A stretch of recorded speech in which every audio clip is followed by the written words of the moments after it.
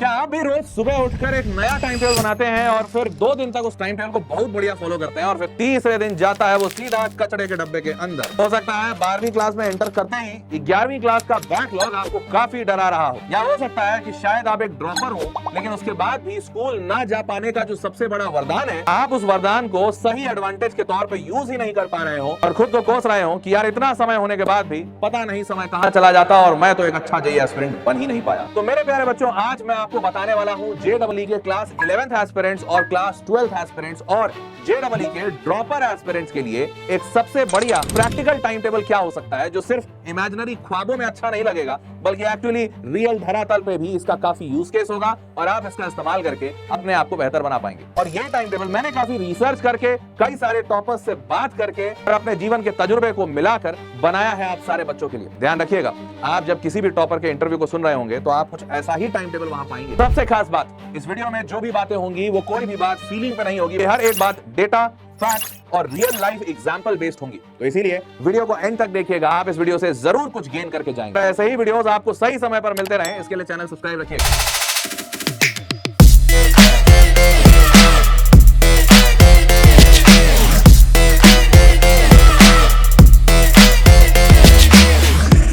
चलिए सबसे पहले बात करते हैं 11वीं कक्षा के बच्चों का। 11वीं वाले बच्चों के पास 1-1.5 साल का समय होता है। उनको लगता है कि यार आराम से जेईई की तैयारी कर लेंगे और मेंस तो ऐसे ही निकल जाएगा, हमें एडवांस पे फोकस करना चाहिए क्योंकि हमारा टारगेट तो आईआईटी बॉम्बे है। आपको बता दूं, जेईई मेंस क्वालिफाई करना भी कोई बच्चों का खेल नहीं है और विश्वास मानिए, जेईई मेंस क्वालिफाई करना मतलब 94 परसेंटाइल लाना और 94% बच्चों का मतलब होता है कि करीबन 15 लाख में से 14 लाख बच्चों से आगे हो। और इन 14 लाख बच्चों को पीछे करने के लिए आपको मात्र 125 नंबर के आसपास की आवश्यकता पड़ेगी। जी हाँ, जेईई मेंस एग्जाम 300 नंबर का होता है और इसमें 120 के आसपास का कट ऑफ होता है हर साल based on the difficulty of the paper. अब सोच के देखिए, एक ऐसा एग्जाम जिसमें मात्र 40% नंबर लाने पे इस एग्जाम का 94% बच्चा आपसे पीछे हो जाएगा। इसके 2 ही अर्थ हो सकते हैं, या तो वो 14 लाख बच्चे कुछ भी नहीं पढ़ते हैं और आप सबसे स्पेशल हैं जो काफी पढ़ाई कर रहे हैं, या दूसरा मतलब कि वो 40% नंबर लाना भी काफी कठिन है। और इस केस में ये दूसरा वाला फैक्ट ही सत्य है। तो 11वीं वाले बच्चों के लिए सबसे बढ़िया स्ट्रैटेजी ये हो सकती है कि आपका पूरा फोकस जनवरी अटेम्प्ट पे होना चाहिए,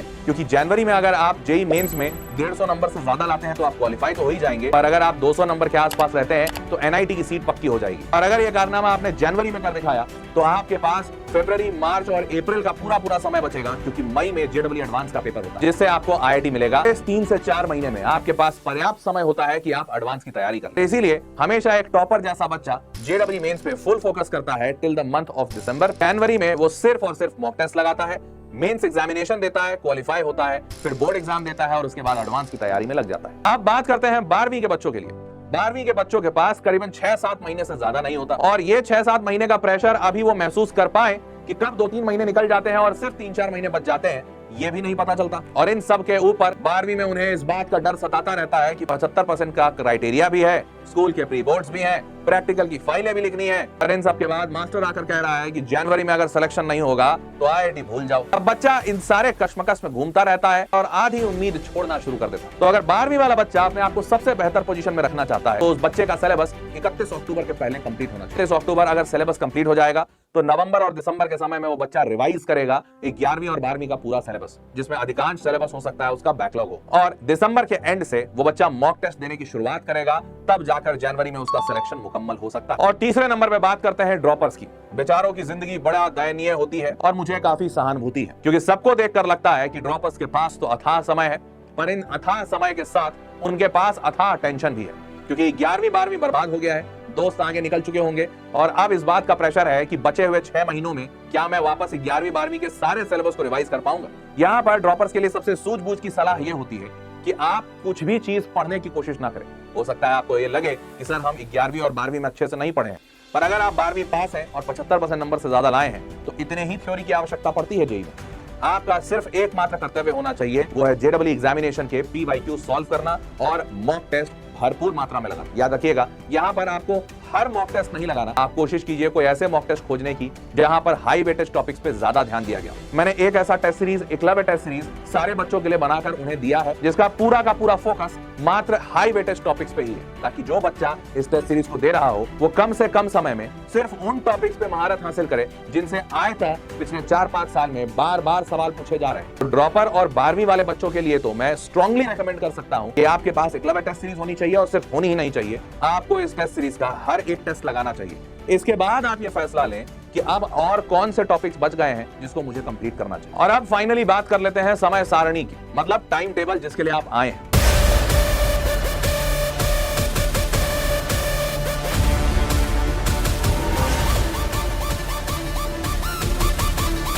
देखिए, 11वीं वाला जो बच्चा है उसको इस बात को समझ लेना चाहिए कि वो स्कूल जा रहा है, और आयता बच्चे कोचिंग भी जाते हैं, जो कोचिंग नहीं जाते वो यूट्यूब से पढ़ते हैं, तो उनके पास समय बेहद लिमिटेड होगा। हमारा एजुकेशन सिस्टम इस तरीके से डिजाइन होना चाहिए था कि अगर जेईई एग्जामिनेशन जिसमें सबसे ज्यादा प्रैक्टिस महत्ता रखती है, इसमें बच्चों को प्रैक्टिस करने का समय मिलना चाहिए था। पर हमारा एजुकेशन सिस्टम में बच्चों को स्कूल कम से कम 8 घंटे करने पड़ते हैं, कोचिंग अलग से 4-5 घंटे लेकर जाती है।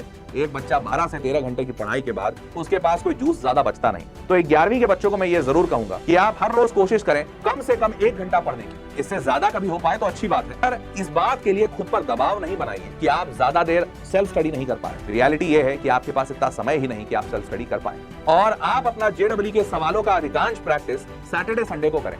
हो सके तो सैटरडे को स्कूल ना जाएं, या फिर हाफ डे में अगर वापस आते हैं तो यहाँ पर समय चुराने की कोशिश की, ताकि आगे चलकर 12वीं और ड्रॉपर के टाइम पे आपके ऊपर प्रेशर ना बने। अब बात करें अगर 12वीं वाले बच्चों की, तो 12वीं वाला बच्चा भी स्कूल से तो परेशान होता ही है, और साथ में मेंटल टेंशन अलग होता है, क्योंकि 11वीं का बैकलॉग है। आपको एक बात समझना होगा कि आप अकेले इस मझधार में नहीं है। आसपास अपने किसी भी दोस्त से पूछिएगा, यूट्यूब पे कोई भी वीडियो देखिए, कोई भी बच्चे का फीडबैक ऑनलाइन चेक कीजिए, ऑलमोस्ट हर टॉपर भी ये कहता है कि उसका बैकलॉग था। मतलब समस्या बैकलॉग नहीं है, समस्या ये है कि आप इस प्रॉब्लम का सोल्यूशन क्या निकालते हैं। और इस प्रॉब्लम का सोल्यूशन सबसे बेस्ट हो सकता है पिक एंड चूज। आप सिर्फ उन्हीं टॉपिक्स को पढ़िए जो एग्जामिनेशन में पिछले सालों में बार बार पूछे गए, जिनको मैं हाई वेटेज टॉपिक्स कहता हूं। इन टॉपिक्स को या तो आप खुद से खोज के पढ़ लीजिए, या जैसे मैंने कहा एकलव्य टेस्ट सीरीज के माध्यम से पढ़ सकते हैं। और अपना प्रथम उद्देश्य ये बनाइए, आपको 100% सिलेबस नहीं कंप्लीट करना, बल्कि आपको इतने सारे मॉक टेस्ट देने हैं हाई वेटेज के कि आपको जेईई का पैटर्न समझ में आने लगे। याद रखिएगा, आप पीएचडी के स्टूडेंट नहीं है जहां आपको थीसिस लिखनी है, आप जेईई के एस्पिरेंट हैं जहां आपको एक एग्जाम क्वालिफाई करना है। अपनी पूरी फोकस सिर्फ इस एग्जाम को डिकोड और क्वालिफाई करने में लगाइए। 12वीं में कोशिश कीजिए कि आपका स्कूल से जितना समय बच सके बचाएं, और उन सारे समयों को पढ़ने में नहीं बल्कि सवाल सॉल्व करने में लगाएं, चाहे वो मॉक टेस्ट के माध्यम से हो, चाहे वो जेईई के पीवाईक्यू के माध्यम से हो। और अब आते हैं तीसरी जनसंख्या पे, जो कि ड्रॉपर्स की है। ड्रॉपर वाले जो बच्चे हैं उनको सीधे तौर पे सिर्फ एक ही काम करना चाहिए, no theory at all, only questions for all.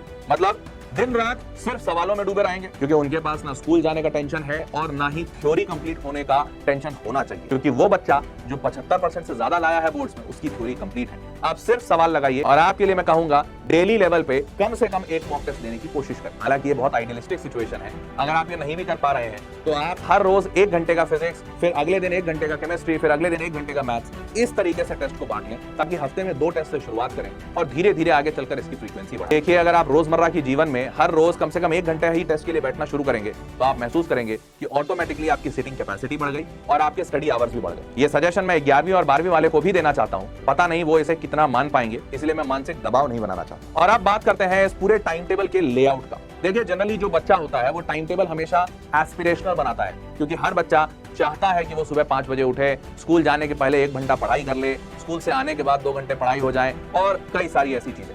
पर आपको समझना होगा कि टाइम टेबल एस्पिरेशनल से ज्यादा एक नेसेसिटी होनी चाहिए। मतलब आप सुबह कितने बजे उठना चाहते हैं कागज पे ये मत लिखिए, आप सुबह कितने बजे उठे हैं कागज पे ये लिखिए, और उसके आगे की पूरी जर्नी अपने आप तय होती जाएगी। उदाहरण के तौर पे आप टाइम टेबल ऐसा बनाइए कि जब भी आप उठेंगे आधे घंटे के अंदर ब्रश करके फ्रेश हो जाएंगे। फ्रेश होने के बाद आपके पास अगर 1 घंटे का समय है तो पढ़ाई करेंगे, अन्यथा स्कूल के लिए जाएंगे। तो अगर आप अपना टाइम टेबल ऐसे बनाते हैं तो आपने लिखा wake up time 30 minute, school time 8 hours, school से आने के बाद rest time 30 minutes, and so on. अब अगर इस तरीके से आपने टाइम टेबल बनाया तो अगर आप 6 बजे उठे हैं तो 6:30 तक फ्रेश होना है, फिर आगे स्कूल जाना है। पर अगर आप 5 बजे उठ गए तो आप 5:30 तक फ्रेश हो जाएंगे, और बीच में 1 घंटा आपको मिल गया, आप उस समय पढ़ लेंगे। इससे आपको हमेशा ये महसूस होगा कि आप बड़े फ्लेक्सिबल हैं अपने टाइम टेबल के साथ, और आपको बार बार आपका दिमाग ये सिग्नल नहीं देगा कि अरे तू हार गया, तू फिर से टाइम टेबल नहीं फॉलो कर पाया। अपितु आपका दिमाग आपको ये सिग्नल देगा कि वाह बेटा, तुम तो जीत गए, अब तो तुमने ऐसा टाइम टेबल बना दिया है जो हर रोज तुम्हारे उठने के हिसाब से वो सारे घंटे बटे हुए हैं और उसके हिसाब से तुम काम करते हो। तो इससे आप महसूस कर पाएंगे